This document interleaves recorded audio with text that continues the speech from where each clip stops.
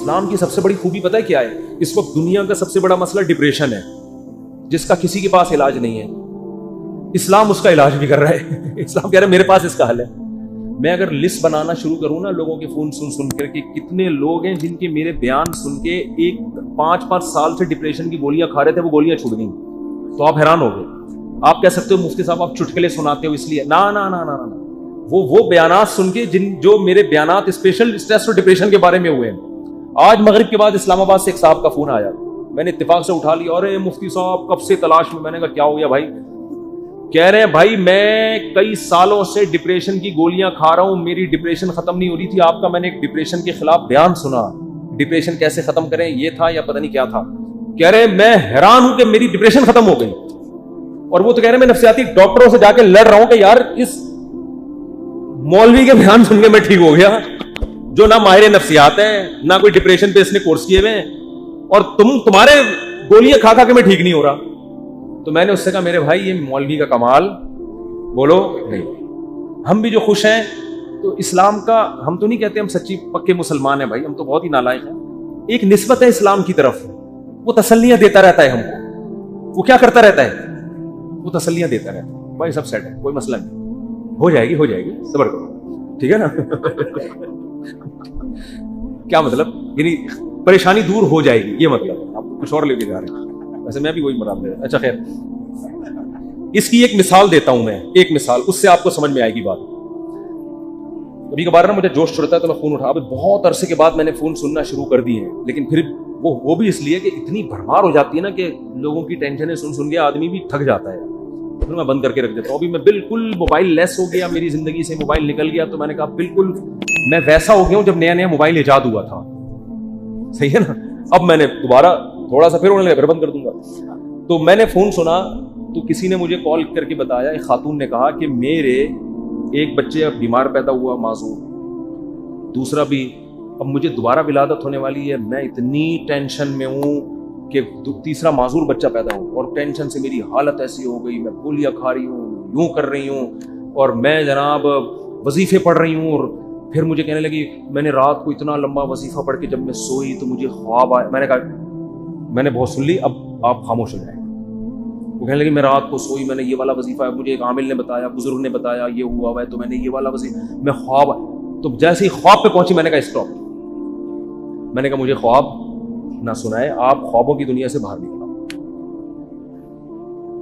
کہہ رہی مجھے کوئی وظیفہ بتا دے. میں نے کہا میں آپ کو وظیفہ بالکل بھی نہیں بتاؤں، کیونکہ آپ کو یہ والا وظیفہ پڑھنے سے یہ والا خواب آ رہا ہے، دوسرے والے وظیفے سے دوسرا والا. جو آدمی پڑھ کے جب تھکاوٹ تو عجیب عجیب پھر خواب تو آتے ہیں. میں نے کہا محترمہ آپ کا علاج صرف ایک چیز میں ہے. آپ نے یہ کیوں فرض کر لیا کہ معذور بچہ مجھے کسی قیمت پہ نہیں چاہیے؟ یہ سوچ غلط ہے. آپ خدا سے لڑ رہی ہو. سمجھ میں آ رہی ہے بات؟ اس دنیا میں آپ کی مرضی بولو نہیں، اس میں خدا کی چلے. خدا کی مرضی پہ راضی ہو جاؤ، دعا مانگو، کوئی وظیفے نہیں پڑھو. دماغ خراب خواب آ رہے ہیں جو چھوڑ دیں ان کو. حقائق کی دنیا میں آؤ، دعا مانگو، اے اللہ مجھے نیک صالح اولاد دے، گڑ گڑاؤ اللہ کے ساتھ، اور اے اللہ مجھے صحت مند اولاد دے، مجھے آزمائش میں نہ ڈال. دعا گڑ گڑا کے مانگو، لیکن دل میں یہ رکھو میرا کام تھا مانگنا، ہوگا وہی جو اس کی بولو مرضی، اور جو ہوگا میرے حق میں بہتر ہوگا.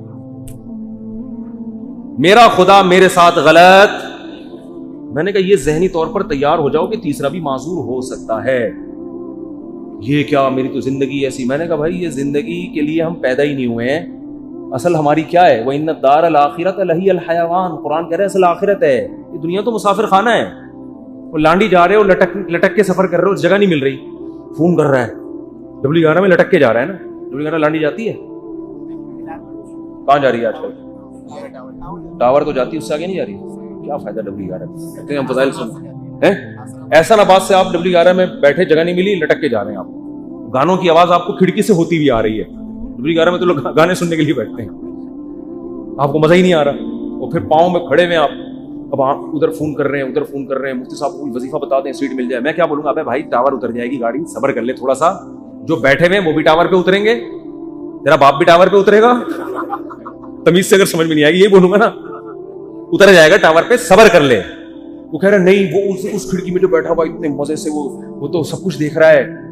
ہے بھائی, کھڑکی میں ہوا بھی آ رہی ہے, اس کو کرایہ میں نے بھی اتنا دیا, خدا کیا نا انصافی کر رہا ہے, اس کو کھڑکی ڈرائیور کے ساتھ بٹھا دیا اور مجھے لٹکا دیا.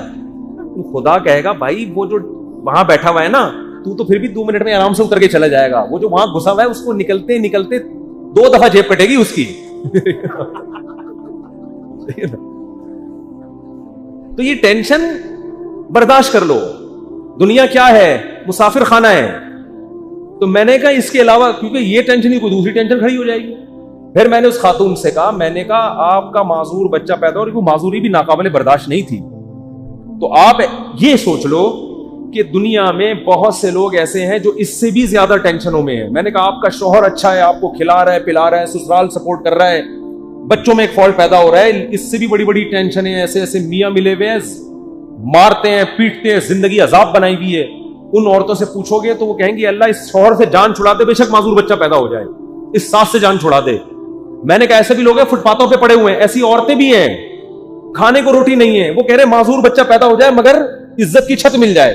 آپ کو عزت سے چھت ملی ہوئی ہے, سسرال میں عزت ملی ہوئی ہے, شوہر شریف ہے, شوہر کھلا رہا ہے پلا رہا ہے, ایک ٹینشن ہے. اور یہ ٹینشن بھی اللہ کیا کہہ رہا ہے, میں نے ان کو حدیث سنائی, من سخط فلہ الرضا, نبی نے فرمایا جب اللہ کسی مشکل میں ڈالے فلہ السخط, تو جو اللہ سے ناراض ہو گیا نا اللہ بھی اس سے ناراض, اور جو اللہ سے راضی رہا اللہ بھی اس سے راضی رہے گا. اللہ کی رضا ملے گی بھائی. ایک صحابیہ نبی کی خدمت میں آئی, عرض کیا یا رسول اللہ مجھے دورہ پڑتا ہے, کوئی مرگی کا یا کوئی آصف کا دورہ تھا, کیا تھا, میں جسم کے کپڑے پھاڑ دیتی ہوں, بالکل ایسے ہو جاتی ہوں, اور میری طبیعت بہت خراب ہو جاتی ہے, آپ اللہ سے دعا کریں میری یہ بیماری ٹھیک ہو جائے. تو نبی نے کیا فرمایا, فرمایا ٹھیک ہے میں اللہ سے دعا کروں گا تمہاری بیماری ٹھیک ہو جائے گی, لیکن پھر جنت کی گارنٹی نہیں, پھر جنت کی گارنٹی نہیں ہے. عمل ہے, اچھا عمل ہوا تو جنت, میزان کا ترازو بھاری ہو گیا, نہیں ہوا تو کیا جہنم. لیکن اگر تم اس بیماری پہ صبر کرو اور اس اللہ کی تقدیر پہ راضی ہو جاؤ, جنت کی گارنٹی. کیونکہ اس صبر پہ جو تمہیں اجر ملے گا نا وہ اتنا بھاری ہوگا کہ اگر زندگی میں کچھ گناہ ہوئے بھی تو یہ نیکی ان گناہوں کو کیا کرے گی, کھا جائے, پھر جنت کی گارنٹی ہے. ان صحابیوں نے عرض کیا یا رسول اللہ جنت کی گارنٹی چاہیے, بے شک یہ بیماری ختم نہ ہو. بات آ رہی ہے سمجھ؟ اب اس خاتون کو ڈپریشن کیا ہو گئی, یعنی جو صحابیاں تھیں ان کو ڈپریشن ختم, اسی بیماری کو گزارا کرنا, اسی میں گزارا کرنا ہے, اسی میں گزارا. اور جب انسان صبر کی ٹھان لیتا ہے تو قرآن کہتا ہے کہ اللہ کی طرف سے تسلیاں ملتی ہیں, تھپکیاں ملتی رہتی ہیں, اللہ بھی اس کا ہاتھ تھامتے ہیں. جیسے قرآن میں آتا ہے وَرَبَطْنَا عَلَىٰ قَلْبِهَا لولا الربطنا, کیا ہے, ان کادت لتبدی بِهِ لولا الربطنا عَلَىٰ قَلْبِهَا. حضرت موسیٰ کی ماں نے جب اپنے بچے کو, بس یہ آخری بات کر کے بیان ختم کرتا ہوں, اپنے بچے کو صندوق میں ڈالا نا اللہ کے حکم پہ, تو قرآن کہہ رہا ہے موسیٰ کی ماں کا دل صبر سے کیا ہو گیا, خالی. لیکن اللہ کا حکم تھا اس کو صندوق میں ڈالو. اب ماں کیسے ڈالے بھائی اپنے ہاتھ سے, اور وہ بھی دریا کے حوالے. اور قرآن کہہ رہا ہے وہ صندوق گیا کہاں, فرعون کے گھر میں. موسیٰ علیہ السلام کی ماں کو اطلاع دے دی ان کی بیٹی نے, وہ تو فرعون نے اٹھا لیا. قرآن کہہ رہا ہے کیونکہ اب اللہ کے حکم پر سب کچھ ہو رہا ہے, قرآن کہہ رہا ہے ہم نے موسیٰ کے ماں کا دل کو تھام لیا, رسیوں سے باندھ دیا, جو لفظی ترجمہ ہوگا باندھ دیا کہ یہ بے صبری نہ ہو جائے. ان کادت لتبدی بہ لولا الربطنا علی قلبہا. قرآن کہتا ہے موسیٰ کی ماں ایسی بے صبری ہوئی کہ قریب تھا کہ جا کے فرعون کو بتا دیتی کہ میرا بچہ ہے مجھے دے واپس, جذبات میں آ جاتی. لیکن قرآن کہہ رہا ہے ہم نے موسیٰ کی ماں کے دل کو تھام لیا. کیوں؟ اللہ کے حکم پر عمل کیا نا, تو کچھ موسیٰ کی ماں نے کیا, جو نہیں ہو پا رہا تھا وہ کس نے کر دیا, اللہ نے. تو آپ مشکلات میں جب صبر کی کوشش کرو گے, جتنی کوشش آپ کر سکتے ہو کرو, باقی کون ہمت دے دے گا, اللہ. ہم سب کو اللہ سے دعا مانگنی چاہیے, اللہ مشکلات سے بچا, ہم صبر کرنے والے لوگ نہیں ہیں, ہم تو نالائق ہیں. ہم اللہ سے خوشیاں مانگتے ہیں, عافیت مانگتے ہیں, لیکن اللہ نہ کرے کوئی مشکل آ گئی, واویلا نہیں کرنا بھائی, یہی اسی میں بہتری ہے, اسی میں فائدہ ہوگا. تو میں نے اس خاتون سے کہا کہ اللہ کہتا ہے کہ اس ٹینشن میں صبر کرو تو کیا ہوگا, اللہ راضی ہو جائے, اس کا بہت اجر دے گا. میں نے کہا آپ کل بوڑھی ہو کے آپ نے مر جانا ہے, اگر آپ کے 3 بچے بالکل صحت مند پیدا ہوتے ہیں بھائی, تو کیا مرنے کے بعد یہ قبر میں ساتھ جائیں گے؟ قبر میں بچہ نہیں جائے گا. معذور بچوں پہ جو آپ نے صبر کیا, یہ صبر کہاں جائے گا, قبر میں ساتھ جائے گا. صحت مند بچے ہوں, صبر کا موقع نہیں مل رہا, تو بچے تھوڑی جائیں گے قبر میں ساتھ. لیکن معذور بچے ہوں, آپ نے صبر کیا, تو وہ صبر قبر میں آپ کے ساتھ جائے گا. تو پھر انہوں نے ایک اور سوال کیا جو میں آپ لوگوں کو بتانا چاہتا ہوں انہوں نے کہا لوگ مجھے کہتے ہیں کہ تم کوئی منحوس ہو، معاذ اللہ نحوست ہے تمہارے اندر، کوئی گناہ ہوا ہے جس کی سزا تمہیں مل رہی ہے، معذور بچے پیدا ہو رہے ہیں۔